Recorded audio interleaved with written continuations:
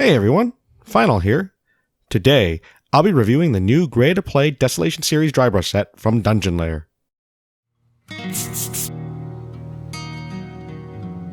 Almost daily, I'm using drybrushing in some capacity for my hobbying. Armor, fabric, terrain, and more, drybrushing is one of my top tools to turn to. I've gone from using the Citadel small and medium brushes, to the Army Painter standard dry brush, all the way to the Army Painter Masterclass Drybrush Set. So when Dungeon Lair reached out and asked me if I wanted to review their new drybrush set, how could I say no? First off, I really like the box itself. It feels like good quality cardboard, and they've included some inspirational quotes on the inside, as well as some instructions for brush care. I also really like the fact that they've included a dampening pad and brush soap.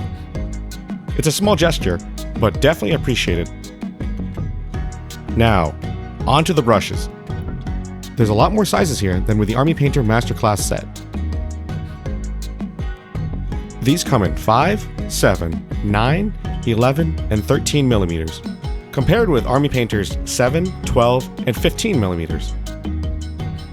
It also feels like there's a little bit more weight to them, which I honestly didn't know that I wanted until I picked one of these up and tried it myself.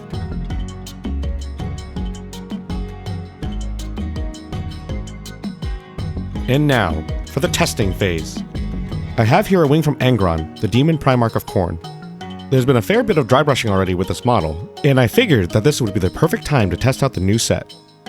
So here I go with some Evil Sun Scarlet over Mephiston Red, just with some standard dry brushing. I've already washed this part with Nuln Oil.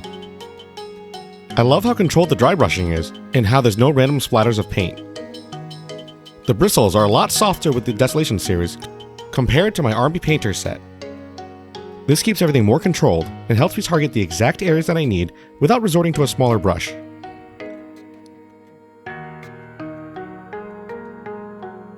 You can see here that I'm rubbing right up against the leather part of the wing, and there's only the tiniest amount of overbrush. It's a little hard to see, but the ridges in these wings are really small.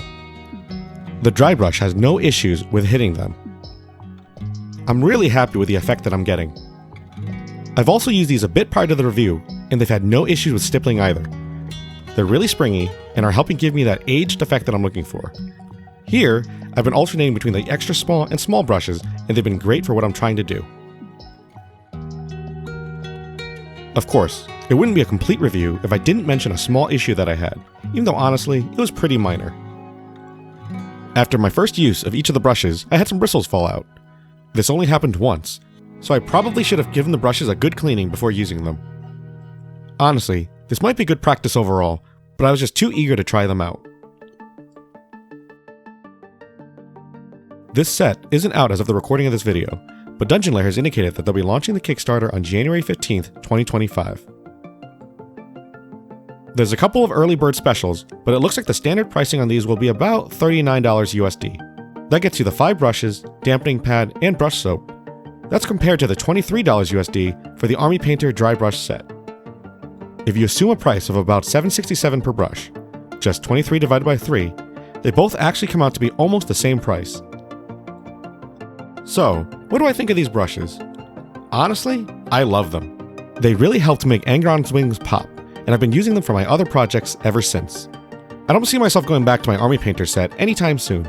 The price per brush is basically the same, but the quality is so much better. I'm personally planning on grabbing at least one more set for myself, and probably a few extra for some others. For anyone that does a lot of dry brushing, or is looking to take the next step and upgrade from their beginner Citadel ones, I highly recommend Gray-to-Play's Desolation Series Drybrush Set.